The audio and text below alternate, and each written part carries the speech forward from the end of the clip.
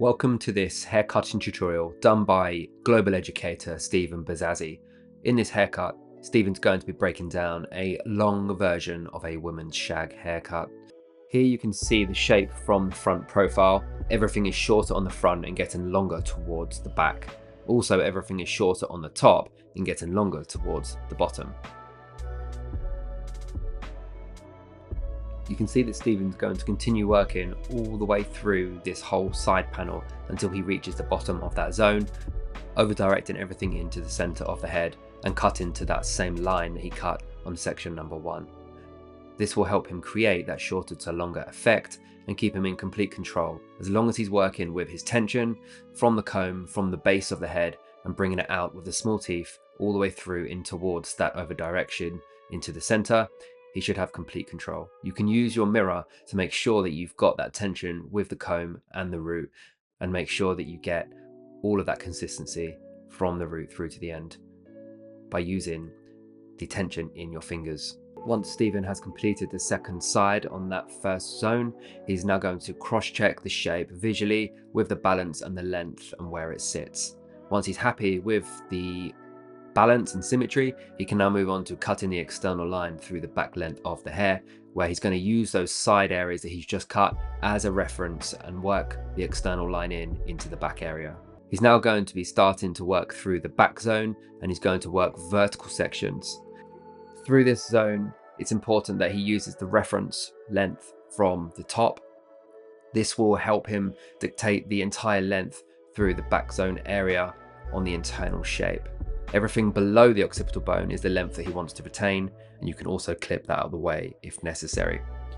The vertical shape that he's creating is going to be concave because of the cutting line, and he's going to be over directing every single new section into the previous, so the horizontal shape becomes a square shape. After a couple of sections have passed on that first zone, Stephen's just going to cross-check the shape horizontally to make sure that the shape is forming in the way that he wants it to. We're now moving into the fringe area where Stephen's going to be cutting a straight line with the point cutting to create a soft and longer fringe. This length is really based on the client's needs and face shape, or the personal choice that you're willing to put into the look. It could be either shorter or heavier or longer, depending on what type of personalization you want the whole shag to have. Stephen's working with maximum elevation to create more softness and also maximum point cutting to create texture. This is because the hair type that he's working on is generally quite straight and needs lots of texture and movement to be added into it for it to look good. Stephen's going to be using his hand to pre-dry the hair, and then he will go on to the round brush to polish the surface and continue to then point cut and texturize the hair to make it more of a personal feel.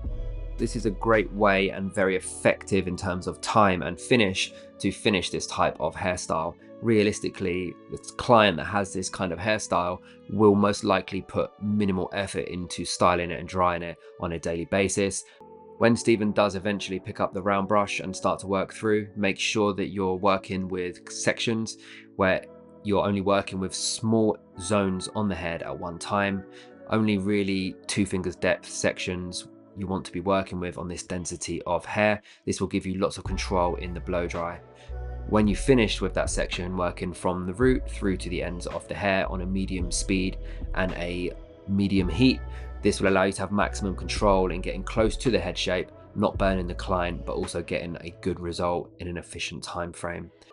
Once the hair has been fully dried, Stephen's now going to go back through the shape that he's created and work with some heavy point cutting to take out some density from the ends. He's going to be using the same sections as he's cut to keep it consistent and keep everything in a methodical order. He's going to be working with the same elevation and the over direction to try and not change the shape in any way at all that he's created. Now, Stephen wanted to create a bit more of a curved face framing through the front area, so this is why he used a creative slicing technique to make it more of a personal feel and add a bit of cheek to the face, which will not only open the face out and make the client look a little bit more pretty, but also add a little bit more of a flair to that area of the haircut. We can see that the hair is at complete natural fall on the surface of the face, and Stephen's working with the scissor in a way that it's moving with the hair. We can see now the hairstyle really has a different type of texture and movement through the front area. Now we've included that slicing through the front area. We can see that the shortest points are through this center and also on the top of the internal shape, and it gradually gets longer and longer towards the back and the side. Stephen has obviously worked with the round brush to create more of a polished and finished salon friendly feel on this hairstyle, and it looks really beautiful and could be styled in many different ways. But this hairstyle here and the way that we've approached it can be changed and adapted very easily by just changing the choice of tool that you're using, whether you start to include a razor to create even more of a heavy texture and broken finish, or decide to change the lengths that you're working on around any of those areas to create something more creative or something more playful and salon friendly. Thank you for watching this long shag hair cutting tutorial. We hope to see you on the next one.